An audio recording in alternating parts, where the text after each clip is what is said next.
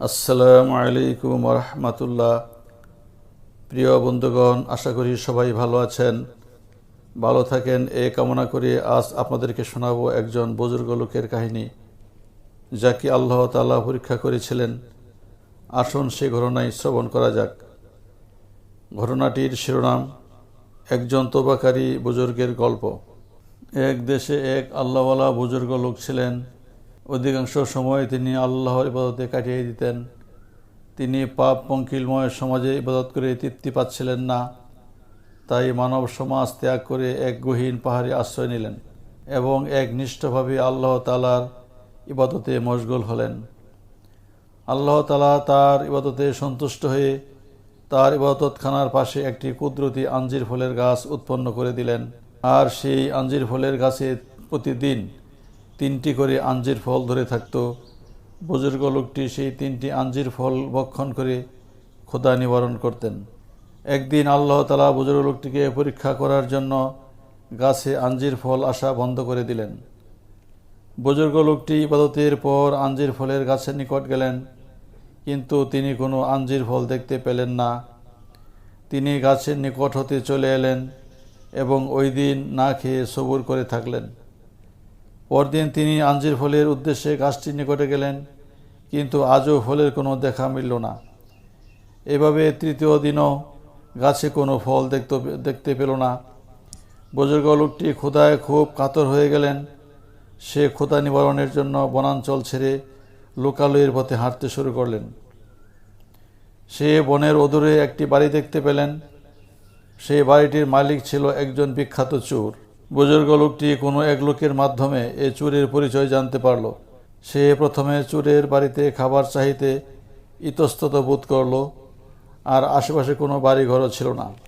তাই সে প্রাণ রক্ষার জন্য ওই চোরের বাড়িতে খাবারের জন্য বাড়ির মালিককে ডাকতে লাগলো। বাড়ির মালিক চোর ব্যক্তিটি বুজুর্গ লোকের নিকট এসে তার মনোবাসনা কি জানতে চাইল। বুজুর্গ লোকটি সমস্ত ঘটনা বর্ণনা করল এবং 3 দিন যাবৎ অনাহারে আছে সে কথাও তাকে জানালো। চোর ব্যক্তিটি মুসলমান হলেও তার ধর্মকর্মের প্রতি ও ধার্মিক ব্যক্তিদের প্রতি মোটেই শ্রদ্ধা বোধ ছিল না, তাই বুজুর্গ লোকটিকে যথোপযুক্ত সম্মান করল না। সে বলল, আমার কুকুরের জন্য 4টে উচ্ছিষ্ট রুটি রেখে দিয়েছিলাম, যদি আপনি খেতে চান তাহলে দিতে পারি, তা না হলে আপনি অন্যদিকে চেষ্টা করুন। বুজুর্গ লোকটি ক্ষুধার তাড়নায় বলল, ভাই, আপনি আমাকে কুকুরের জন্য রাখা যে রুটিগুলো ছিল তাই দিন, আমি ক্ষুধা নিবারণ করি। চোর ব্যক্তিটি বুজুর্গ ব্যক্তিকে ওই 4টি রুটি এনে দিল। তিনি 4টি রুটি হাতে পেয়ে আবার বনের দিকে রওনা দিলেন। এমত অবস্থায় একটি কুকুর তার সামনে এসে ঘেউ ঘেউ করতে লাগলো এবং তার রাস্তা আগলে দাঁড়ালো। বুজুর্গ লোকটি ভাবল, হয়তো সে কুকুরের জন্য রাখা রুটি নিয়ে এসেছে, তাই রুটির জন্য ঘেউ ঘেউ করছে। সে একটি রুটি কুকুরকে দিয়ে দিল। কুকুর একটি রুটি খাওয়ার পর তার দিকে আবার তেড়ে এসে ঘেউ ঘেউ করতে লাগলো। বুজুর্গ লোকটি আর একটা রুটি কুকুরকে দিয়ে দিল। কুকুর রুটি খাওয়ার পরও আবার ঘেউ ঘেউ শুরু করলো। বুজুর্গ লোকটি এবার 3য় রুটিখানাও কুকুরকে দিয়ে দিল। কুকুর 3য় রুটিখানা খাওয়ার পর আবার ঘেউ ঘেউ শুরু করলো।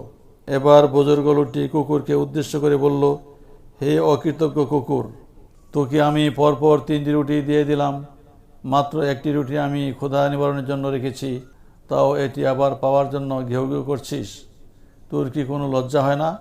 এবার কুকুরের জবান খুলে গেল।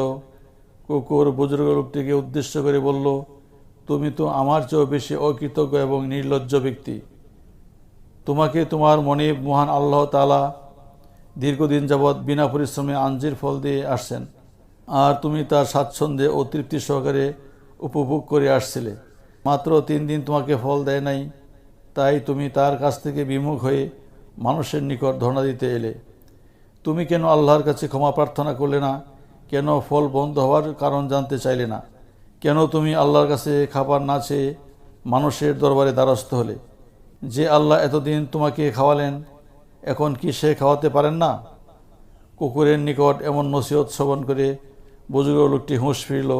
সে রুটি ফেলে দিয়ে আবার বনে ফিরে এলো এবং সিজদায় পড়ে নিজের ভুল বুঝতে পেরে অজরে কাঁদতে লাগলো। মহান আল্লাহ তাআলার কাছে নিজের ভুলের জন্য তওবা করে ক্ষমা প্রার্থনা করল আল্লাহ তাকে ক্ষমা করে দিলেন এবং ওই দিন থেকে আবার গাছে আঞ্জির ফল ধরতে শুরু করলো। বন্ধুগণ, ঘটনাটি এখানেই সমাপ্ত হলো। ধৈর্য সহকারে শ্রবণ করার জন্য অসংখ্য ধন্যবাদ। সবাই ভালো থাকবেন। আল্লাহ হাফেজ।